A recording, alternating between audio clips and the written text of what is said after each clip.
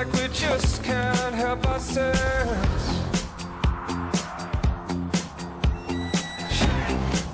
'Cause we don't know how to back down. We are listening and we're not blind. This is your life, this is your time.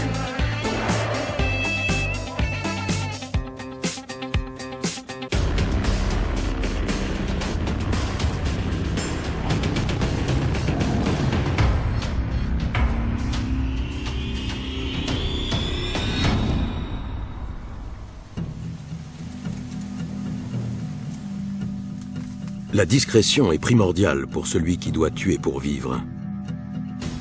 Dans la forêt, les prédateurs se doivent d'être à la fois invisibles et silencieux. Et même dans ces conditions, l'échec est parfois inévitable. Notre planète est recouverte de divers types de forêts. L'une d'elles est particulièrement inhospitalière.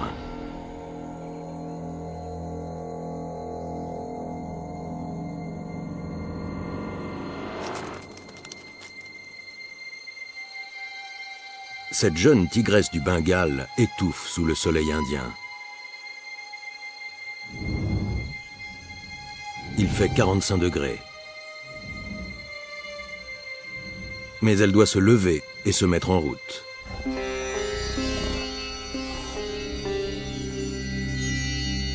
Trop jeune pour revendiquer son territoire, trop vieille pour rester avec sa mère, elle erre, affamée.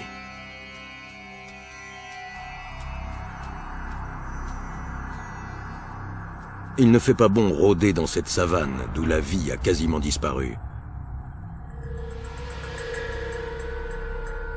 C'est la saison sèche. La végétation est rare, ce qui rend la tigresse facilement repérable.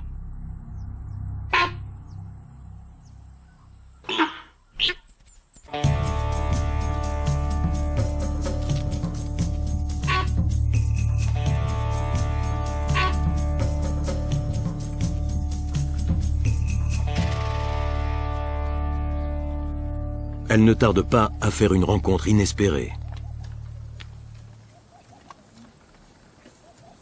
Il s'agit d'une harde de tchitals, sur lesquels pleut une nourriture providentielle tombée du ciel.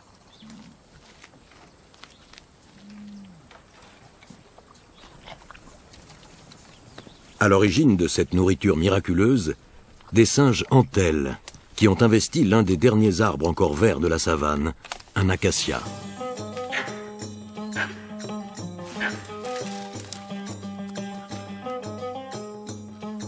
Il laisse tomber des bribes de nourriture et possède une excellente vue.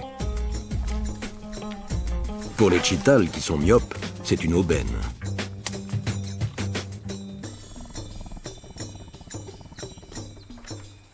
La tigresse se contenterait volontiers de l'un ou l'autre.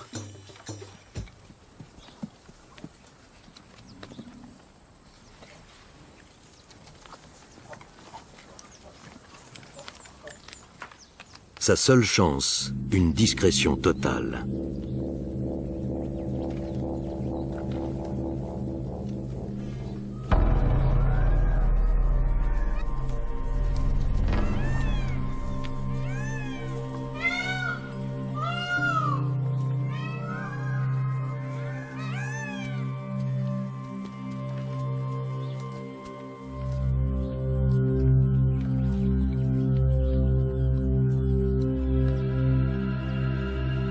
Mais avant qu'elle n'ait pu bondir,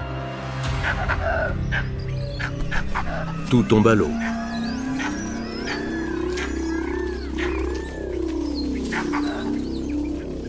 Ce n'est pas sa faute. Le coupable, c'est lui. Un félin de 220 kilos, pas commode.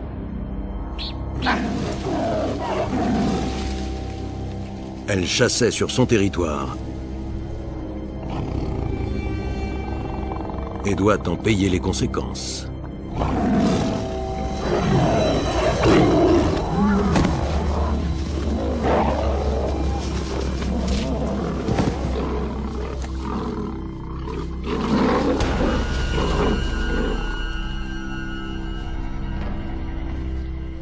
elle a la sagesse de se soumettre. L'autre l'abandonne à ses blessures.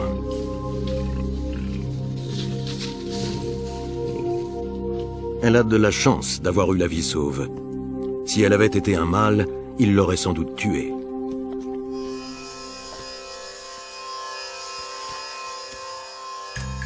Il ne lui reste qu'à reprendre sa route et s'enfoncer dans la savane déserte et aride.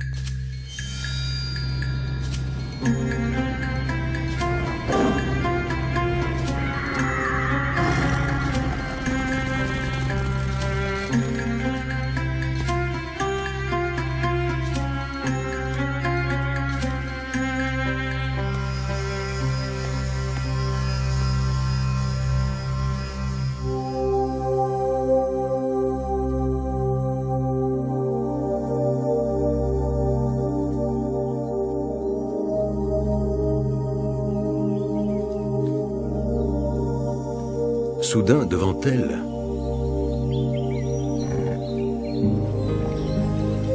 un petit coin de paradis. Le lac attire une foule de bêtes à plumes et à poils venues de kilomètres à la ronde.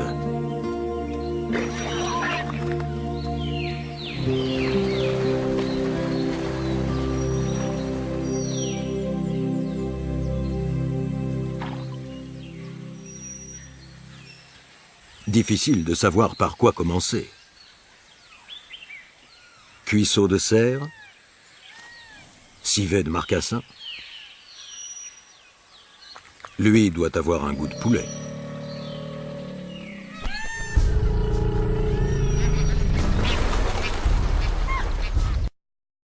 Encore.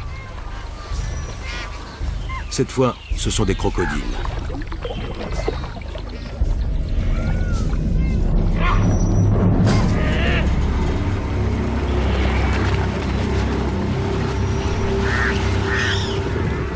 La tigresse profite de la confusion.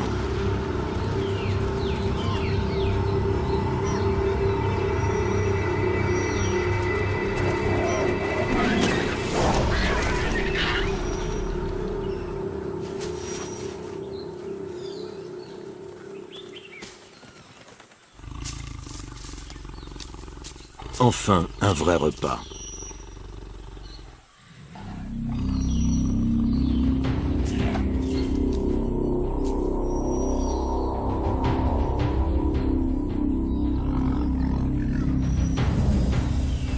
Même le plus gros félin du monde a du mal à survivre dans ces régions desséchées.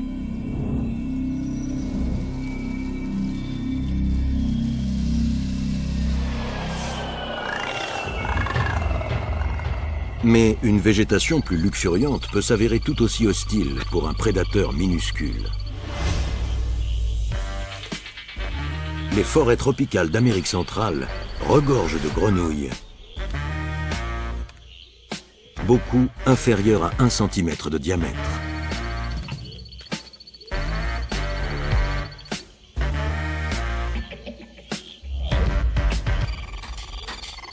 Il y en a des centaines d'espèces, et chacune est un prédateur féroce.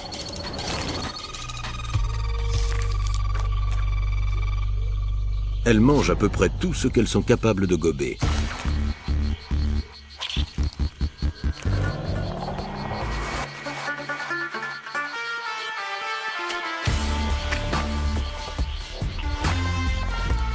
Mais lorsqu'elles démarrent leur vie, ces grenouilles sont loin d'être toutes favorisées.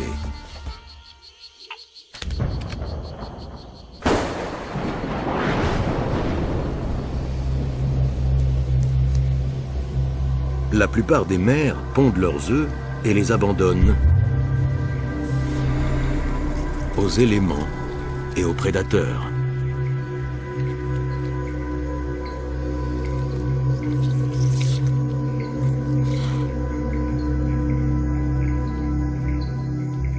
Mais une valeureuse petite grenouille reste aux côtés de ses petits. Il s'agit de la grenouille de Valerio, ou grenouille de verre réticulée.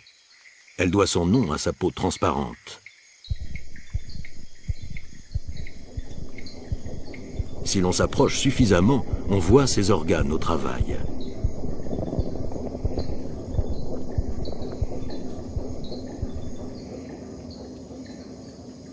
La mère n'est nulle part en vue.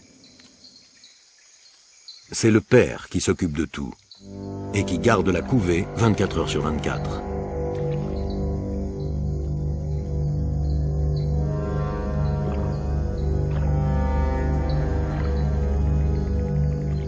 La nuit, il humidifie les œufs au contact de sa peau pour éviter qu'ils ne dessèchent.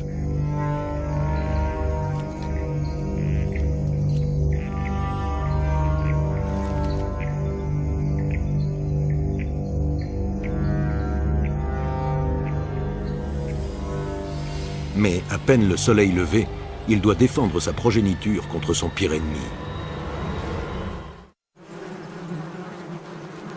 Des escadrons de guêpes carnivores prennent leur envol. Le cauchemar de toute grenouille. Elles sont agressives, obstinées, venimeuses et quasiment de la taille de la grenouille de Valerio. Les guêpes se moquent du père. Ce qui les intéresse, ce sont ses œufs. Mais si elle s'imagine pouvoir dévorer ses petits sans rencontrer de résistance, elle croit au Père Noël.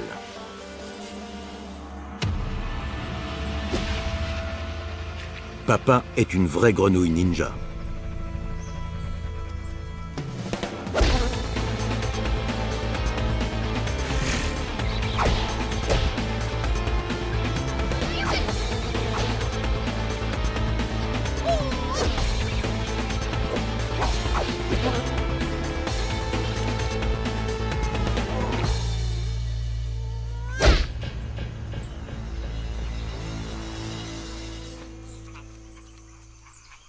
Mais à lui seul, il ne peut pas toutes les repousser. Certaines guêpes parviennent jusqu'aux œufs. Sauf que, confrontés à un grand danger, les bébés grenouilles ont une stratégie de survie bien particulière. Nos caméras ont filmé le phénomène pour la toute première fois.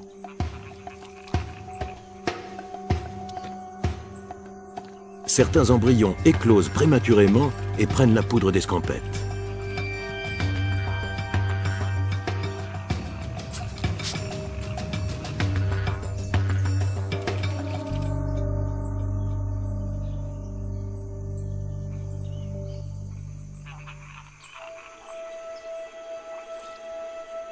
Et même si un seul têtard échappe au massacre, l'héroïsme du père n'aura pas été en vain.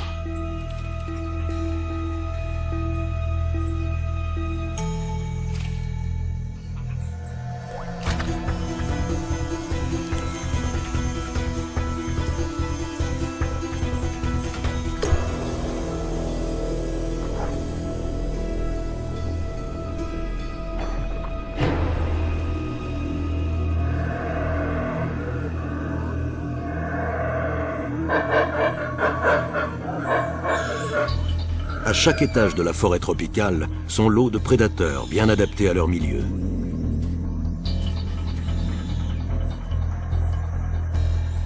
Mais à plus de 30 mètres de haut, la vie peut ne tenir qu'à un fil.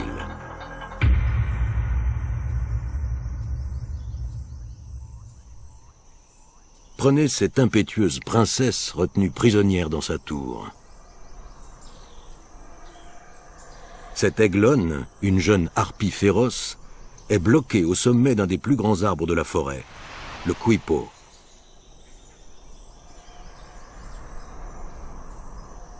C'est la fille du rapace le plus puissant de la Terre, et elle pèse pas moins de 9 kilos.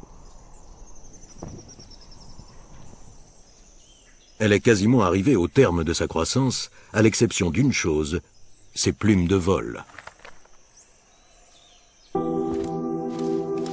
Elle ne peut donc pas encore voler.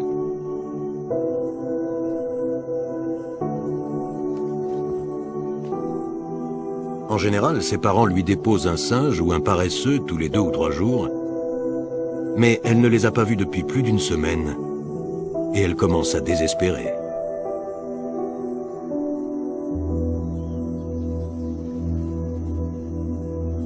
Le nid empeste de vieux débris de carcasses. Les piqûres d'insectes sont une torture permanente.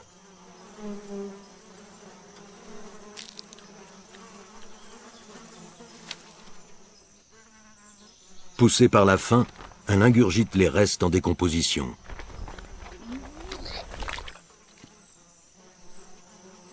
Et comme par un fait exprès, sa nourriture préférée est à quelques arbres de là.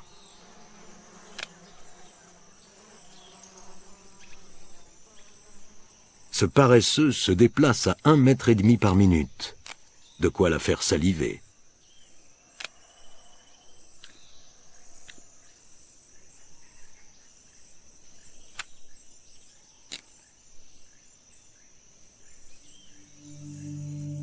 Il est temps de tester ses ailes.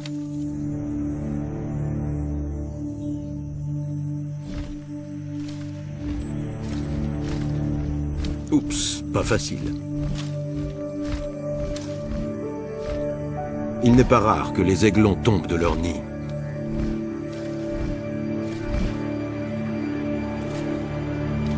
Les tentatives d'envol tournent à la crise de nerfs. Et font travailler des cerfs de la taille de griffes de grizzly.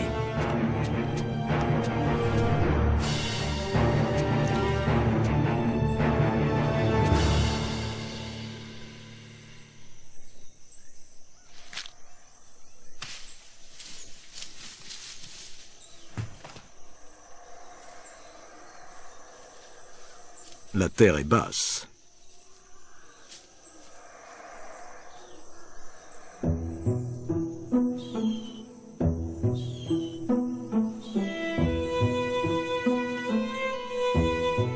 L'aiglonne est prise au piège et ignore quand lui sera livré son prochain repas.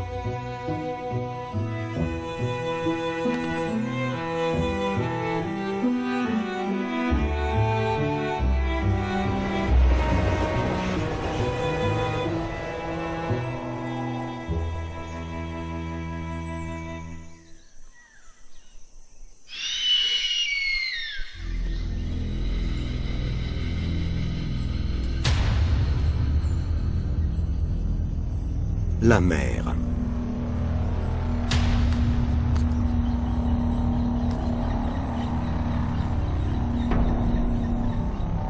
Plus loin dans la forêt, un autre paresseux grimpe vers le ciel. Il n'a pas vu qu'une harpie, poussée par l'instinct maternel, avait pris son envol.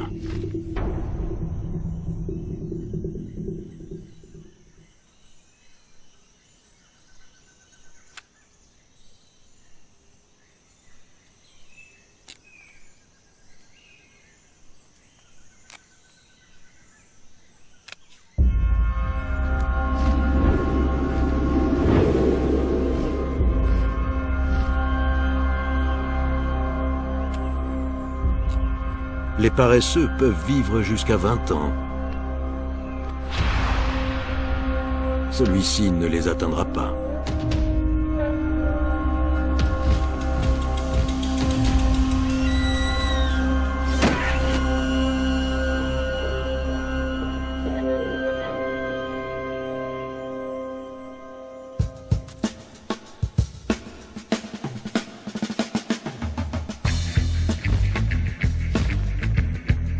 Avec ses 2 mètres d'envergure, la mère harpie transporte sa proie avec une aisance et une habileté étonnantes.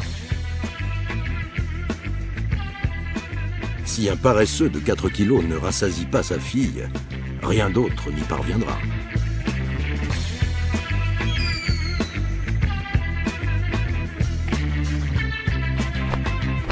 Enfin de la viande fraîche.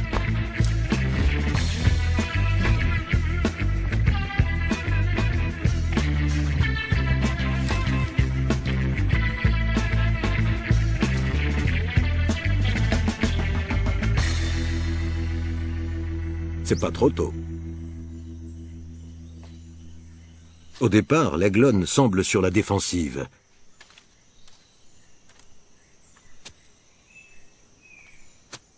Mais sa mère parvient à la rassurer.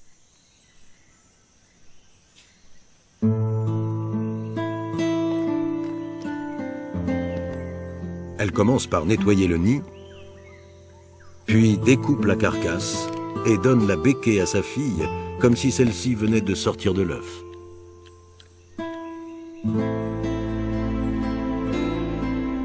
Les harpies féroces n'élèvent qu'un aiglon tous les 2 ou 3 ans.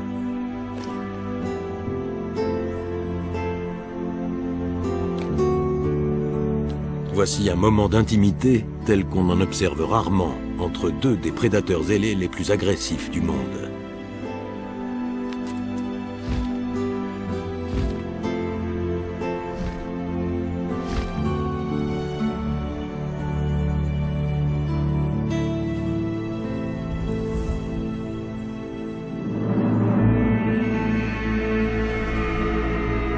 Si la canopée est le royaume des harpies féroces, d'autres chasseurs sans ailes ni pattes prospèrent en contrebas dans le dédale de la forêt tropicale.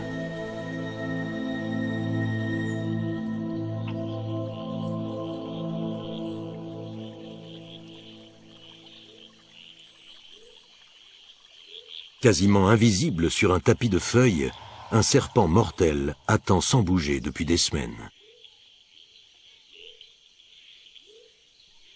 Le maître de la brousse est le plus grand crotal du monde et l'un des plus venimeux.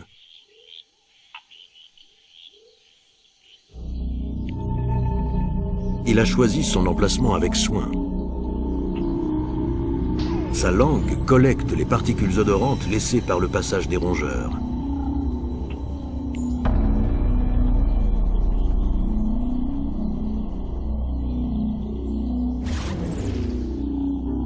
Il restera posté aussi longtemps qu'il faudra.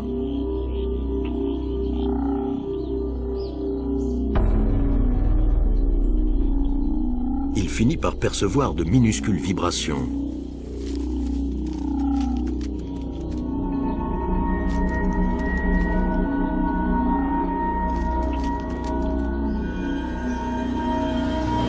Ses cavités nasales détectent la présence de chaleur corporelle.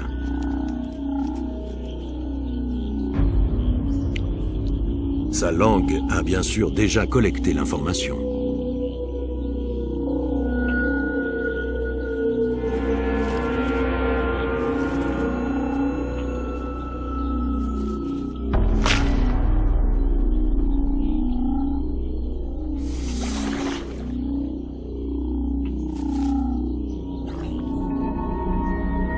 Un être humain a une chance sur 4 de survivre à sa morsure. Ce rongeur, pas la moindre.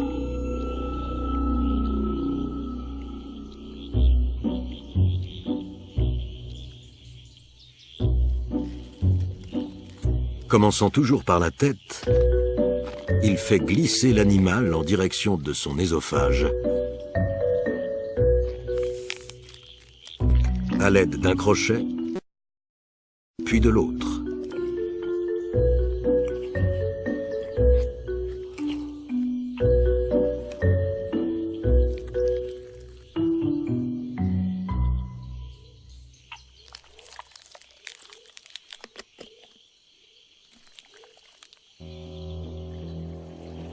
Après avoir digéré un moment, le crotal s'éloigne en quête d'une proie plus grosse.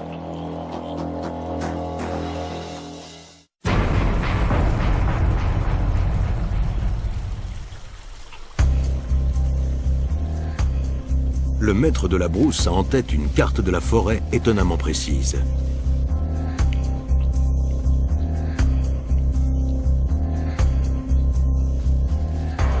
Il se souvient de l'endroit exact où il a aperçu sa proie pour la dernière fois. C'était un tatou.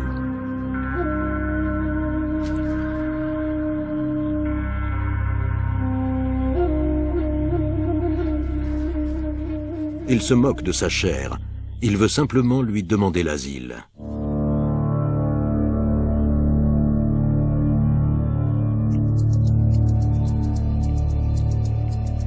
Les terriers de tatou ont la taille idéale pour ce que cette femelle a en tête.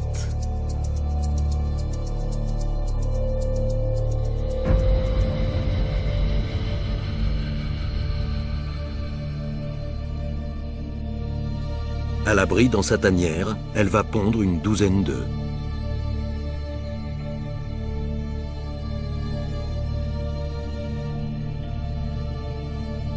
Pendant 2 mois et demi, elle les surveillera, ne les quittant même pas pour se nourrir. Mais lorsque les œufs commencent à éclore, elle est déjà partie.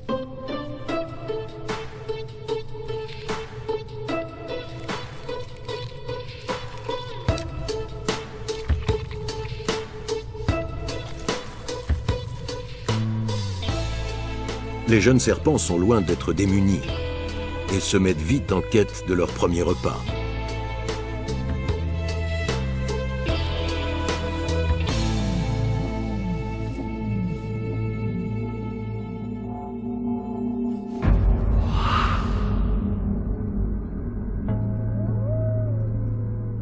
La forêt de Transylvanie est aussi sombre et menaçante que les créatures de ces contes et légendes.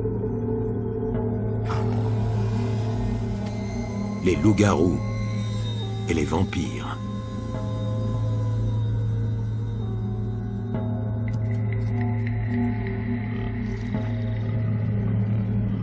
Mais la plus sanguinaire d'entre elles n'a rien d'un mythe. La belette d'Europe a un problème. Sa soif insatiable de tuer. Son programme prédateur n'a pas de bouton off.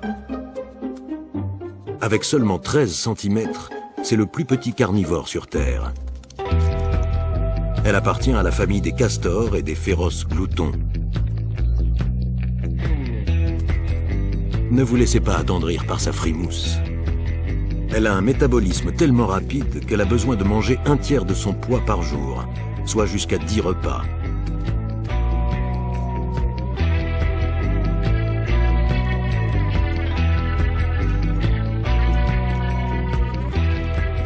La belette d'Europe est parfaitement adaptée à la vie de chasseur solitaire, ce qui est un soulagement.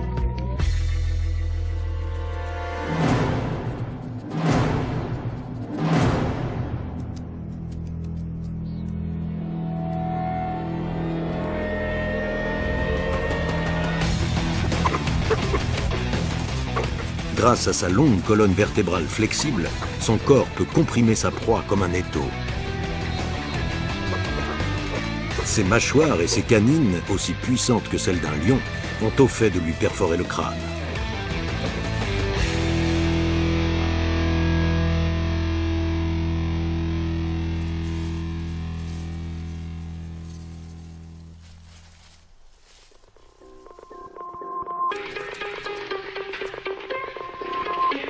La belette ne s'arrête que pour lui aspirer la cervelle, l'équivalent pour elle d'une barre énergétique.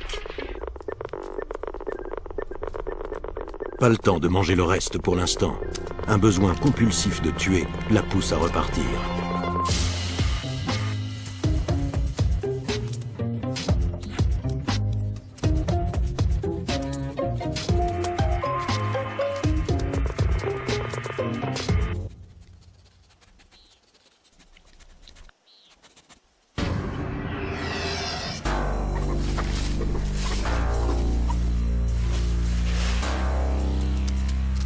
Le nombre de cadavres augmente.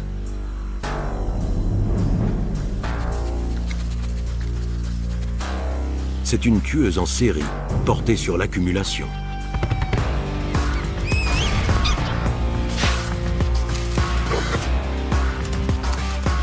Et elle tue à peu près tout ce qui bouge.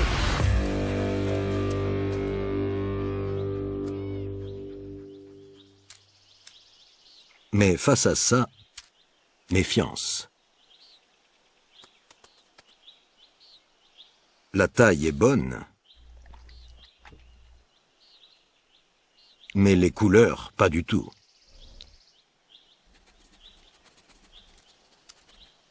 Cette salamandre sécrète des neurotoxines.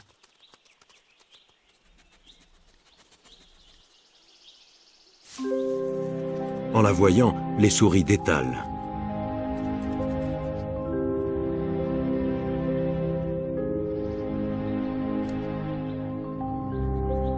Mais la belette a perçu les ultrasons émis par les rongeurs.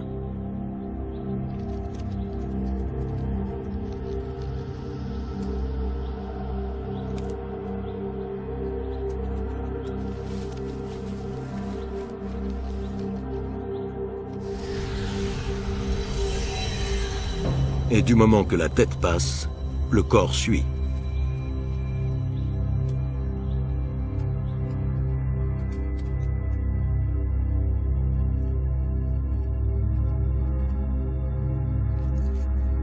Rien ne l'arrête, pas même la plus complète obscurité. Son nez et ses oreilles y voient parfaitement clair.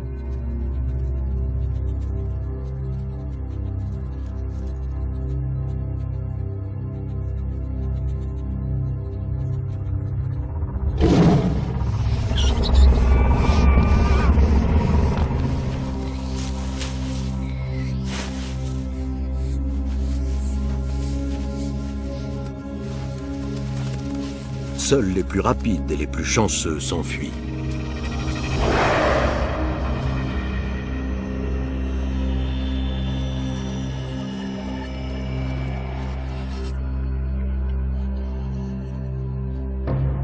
Mais la belette n'est pas à une proie près.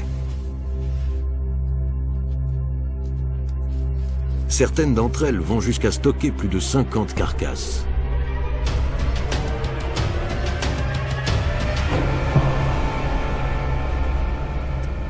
Mais la petite terreur de Transylvanie partage son territoire avec un animal encore plus vorace qu'elle.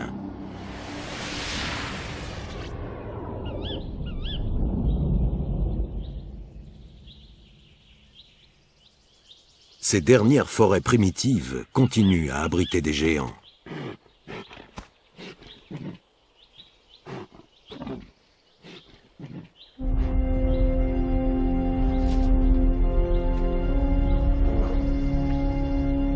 Pendant des décennies, des milliers d'hectares sont restés inaccessibles aux hommes. Mais aujourd'hui, ce n'est plus le cas. Ce qui complique drôlement la vie des ours bruns. Il y en a trop dans ces montagnes.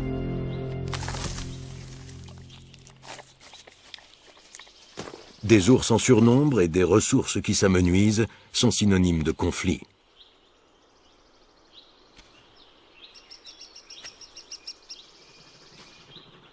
Les ours les plus petits sont les moins bien lotis.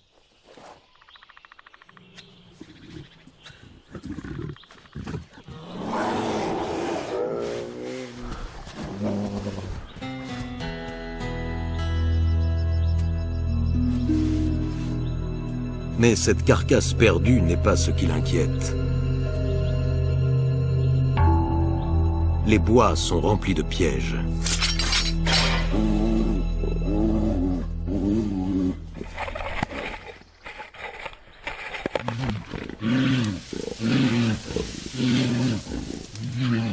Cet ours vient de marcher sur une mâchoire posée par des braconniers. Il a peur et il ne peut absolument rien faire.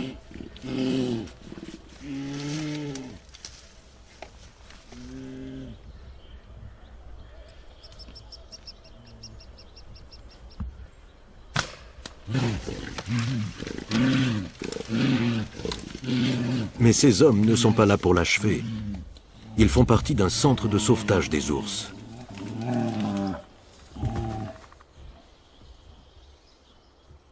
Le sédatif est efficace, mais de courte durée.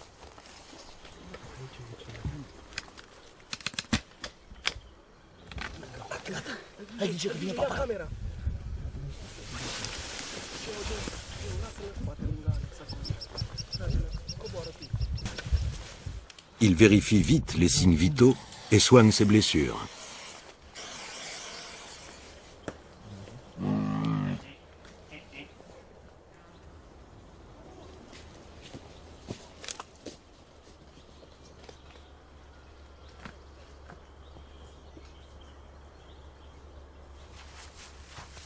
À son réveil, l'ours est tout sauf reconnaissant.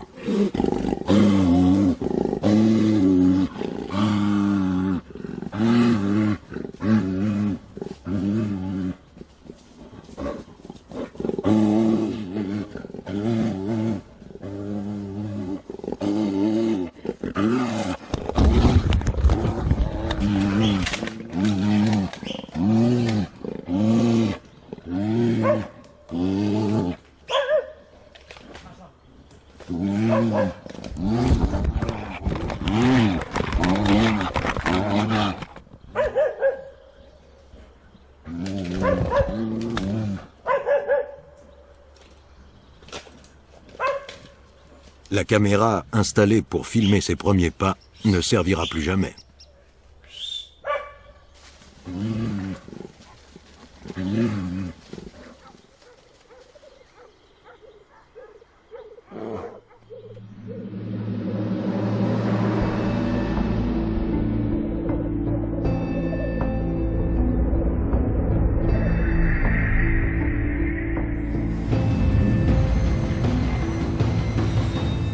Sur le sol de la forêt, les fourmis s'agitent dans tous les sens.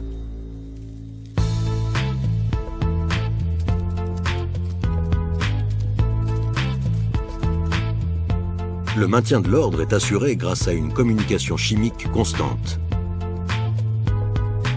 Les fourmis trouvent de la nourriture,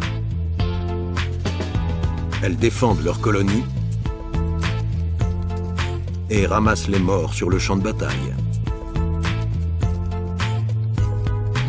Une tactique qui permet à un intrus de s'infiltrer dans leur rang.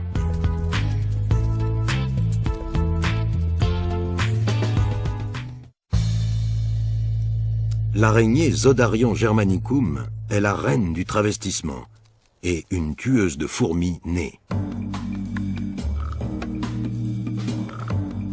Elle doit se transformer en fourmi pour en attraper une.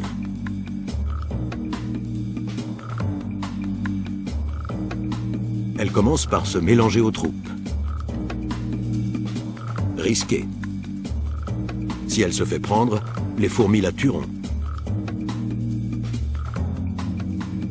À moins qu'elle n'y voie que du feu. Avançant sur 6 pattes au lieu de 8, elle imite sa future proie et agite ses 2 pattes avant comme si c'était des antennes.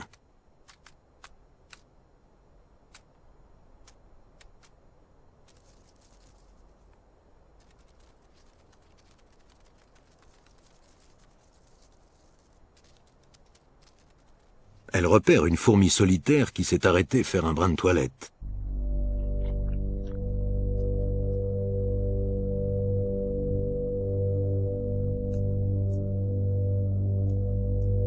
L'araignée attaque par derrière.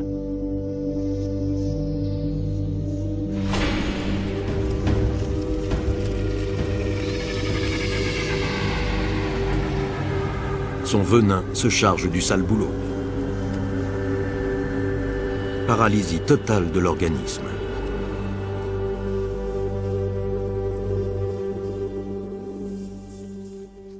Maintenant, comment sortir de là vivante avec son butin?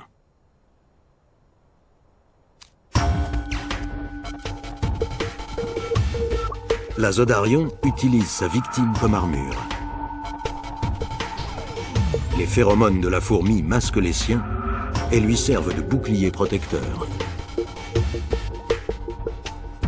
Comble de machiavélisme, l'araignée se fait passer pour une fourmi de l'équipe de nettoyage.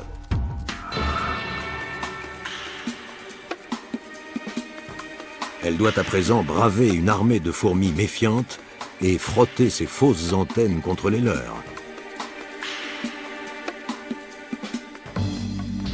Protégée par les phéromones rassurants de sa victime.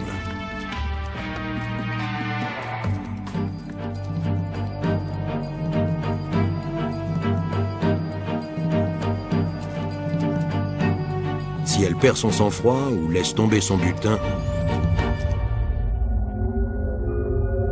elle sera démasquée.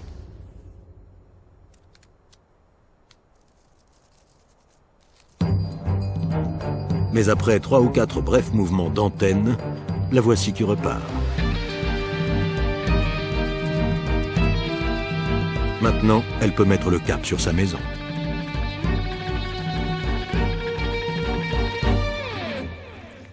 Lorsqu'elle est à distance suffisante, elle aspire la chair de la fourmi et n'en laisse qu'une coquille vide.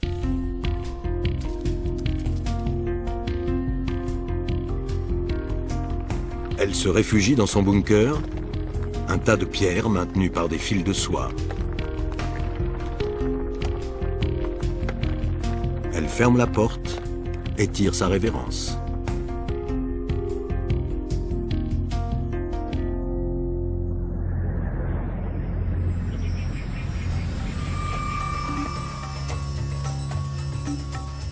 Le dhole, chien sauvage et belliqueux de l'Inde, a longtemps été mal vu.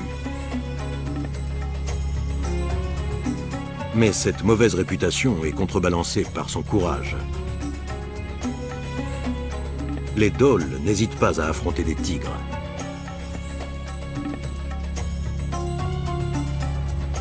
Ces chiens en voie de disparition raffolent les uns des autres et ont un sens aigu de la famille. Ce dhole est le cador du groupe. Comme la plupart de ses congénères, il maîtrise l'art d'uriner la tête en bas.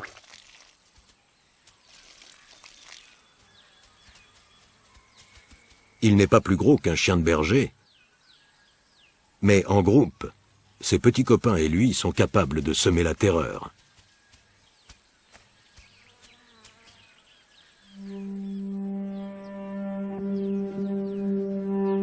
Là, ils ont prévu d'attaquer un sambar. 270 kilos de chair bien tendre.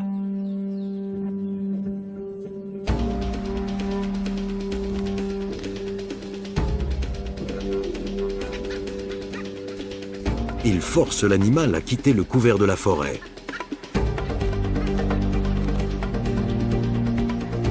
Les dholes sont résistants, mais le sambar aussi.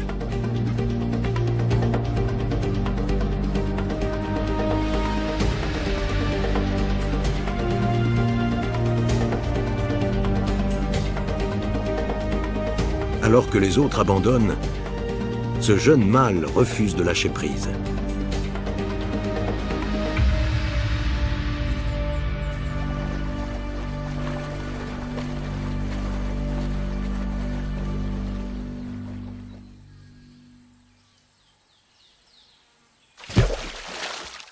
C'est perdu d'avance.